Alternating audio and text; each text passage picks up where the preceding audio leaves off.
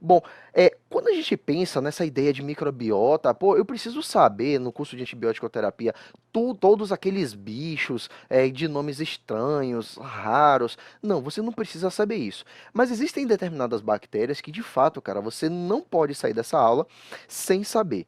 Por isso, eu acabei dividindo de uma forma muito simples, bastante didática. Primeiro, a gente vai pegar as bactérias aeróbicas e vamos dividir sobre 4 aspectos. Primeiro, a gente vai dividir elas se elas vão ser cocos ou bacilos, gram positivo ou gram negativo. Por isso que eu fiz essa introdução, para lhe lembrar essas características de ser gram positivo e gram negativo. Então, nos cocos gram positivo das bactérias aeróbicas, lembre que esse quadrado aqui vai funcionar para as bactérias aeróbicas.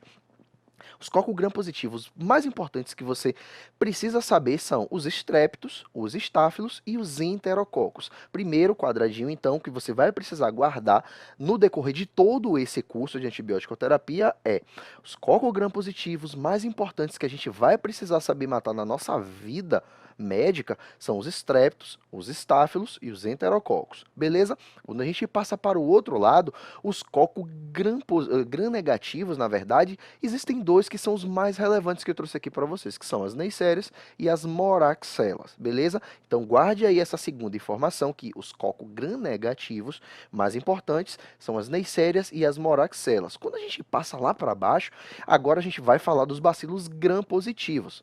Primeiro a gente tem a listéria, certo? A Listeria monocytogenes, inclusive, é uma bactéria fundamental, né, para algumas doenças que a gente vai discutir lá nas aulas de penicilinas, enfim.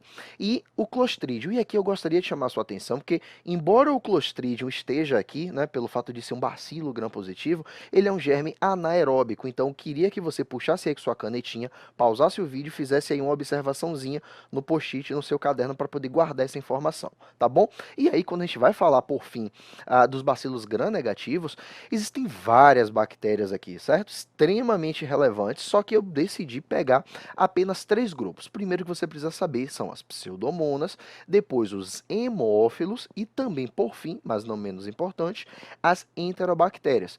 Só que enterobactéria, do ponto de vista filogenético, é um grupo extremamente inchado, é um grupo extremamente grande, e aqui eu precisei reduzir a quantidade de bactérias que você vai precisar saber. Primeiro, a Escherichia coli, lógico que você tem que saber matar uma Escherichia, Klebsiella, Shigella e Salmonella. Só que entenda, quando eu falo em enterobactéria, eu estou falando de uma quantidade praticamente infinita de bactérias que estão aqui. Mas eu queria que você guardasse essas 4, porque essas 4 vão ser muito relevantes no decorrer do nosso curso. Por fim, a gente tem algumas outras bactérias que eu chamo de bactérias esquisitas, estranhas, mas que você vai precisar saber matar também, são essas daqui. Você tem as micobactérias, logicamente, né? A gente vai falar disso também.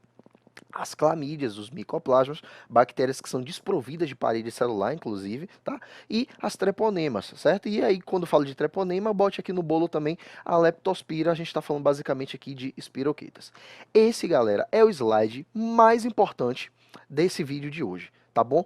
Queria que você guardasse isso daqui porque ele vai ser fundamental. Vamos lá, a gente tem muita coisa interessante para poder discutir, e aí de fato a gente vai falar um pouco do que é antibiótico. Bom, do ponto de vista de conceito, o professor Penilton, ele caracteriza, né, na verdade ele define os antibióticos como sendo toda e qualquer substância química que tem uma ação inibitória sobre a reprodução dos micro-organismos ou que provoque sua destruição direta. Isso daqui é a definição do livro de farmacologia do professor Penilton. E aí ele acaba fazendo algumas distinções do ponto de vista teórico. E aí ele surge, logicamente, os conceitos do que é que vem a ser antibiótico e quimioterápico. Basicamente, de maneira resumida, os antibióticos são aqueles naturais, aqueles que são produzidos por seres vivos, e os quimioterápicos são aqueles sintéticos. Embora na prática a gente chame tudo de antibiótico. É um determinado fármaco que tem ação antibacteriana, de maneira geral a gente vai acabar denominando eles de antibióticos, tá bom? E qual é o mecanismo de ação básico?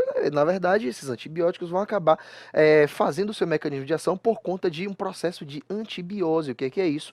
É uma substância química em que alguns seres vivos produzem que vão inibir o crescimento ou que vão acabar promovendo uma lise, uma destruição celular de um determinado outro ser vivo. É basicamente isso, é baseado na antibiose, daí o nome antibiótico, beleza?